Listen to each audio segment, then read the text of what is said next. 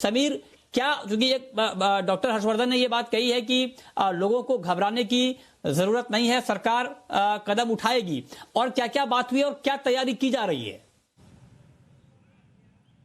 बिल्कुल, सबसे पहले आपको बता दूं कि बैठक के बाद जो 3 बड़े फैसले लिए गए, जिसको सभी को ध्यान से समझना चाहिए, वो मैं आपको बता दूं। सबसे पहला और बड़ा फैसला ये लिया गया कि ब्रिटेन से आने वाली सभी फ्लाइट पर 22 दिसंबर मध्य रात्रि से 31 दिसंबर तक के लिए रोक लगा दी गई है। कोई भी फ्लाइट जो ब्रिटेन से है वो भारत इस 22 दिसंबर से लेकर के 31 दिसंबर तक के बीच में भारत नहीं आएगी। लेकिन कल रात तक जो भी फ्लाइट में इस वक्त जो ब्रिटेन से टेक ऑफ कर चुकी हैं और जो यात्री भारत आ रहे हैं, उनका एयरपोर्ट पर RT-PCR टेस्ट किया जाएगा। यह RT-PCR टेस्ट अनिवार्य होगा।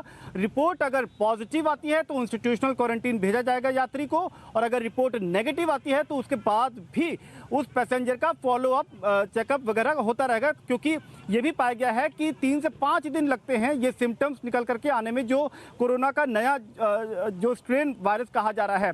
तो एक फॉलोअप चेकअप भी होता रहेगा। तीसरी बड़ी बात यह है कि इस बीच में एयरलाइंस को 32 घंटे का समय दिया गया है कि वो अपनी तरफ से नई स्ट्रेटेजी बना ले और रैप अप कर ले जितना काम वो अपनी फ्लाइट्स बुकिंग वगैरह कर चुके हैं, या जो एयरक्राफ्ट का यूटिलाइजेशन वो उन्होंने अपनी तरफ से किया है। तो एक 32 घंटे का समय दिया गया है एयरलाइंस को कि वो अपनी एक नई स्ट्रेटेजी बना करके जो नया दिशा निर्देश है सरकार का, इसके मुताबिक वो कदमताल करे, वो सहयोग करे। तो ये बहुत अहम है कि जिस तरीके से ब्रिटेन में कोरोना वायरस का नया प्रकार निकल के सामने आ रहा है जो ज़्यादा खतरनाक है, उससे बचने के लिए सरकार ने ब्रिटेन से आने वाली या जो यहाँ से फ्लाइट्स टेक ऑफ कर रही हैं उस पर रोक लगा दी है। इसके साथ ही सरकार ने सभी राज्यों से जहाँ पर इंटरनेशनल एयरपोर्ट है, जहाँ पर इंटरनेशनल टूरिस्ट या फ्लाइट आती हैं, सभी राज्यों से कहा गया है कि वहाँ पे एक हेल्प डेस्क भी बनाए ताकि जो भी पैसेंजर आ रहा है उनको असुविधा ना हो और RT-PCR टेस्ट जो है उसको आराम से किया जा सके। आपको बता दें कि जब ये कोरोना वायरस पहली बार भारत में दस्तक दिया था तभी आरोप लगे थे कि क्या केंद्र सरकार की तरफ से कोई लापरवाही हुई है या नहीं।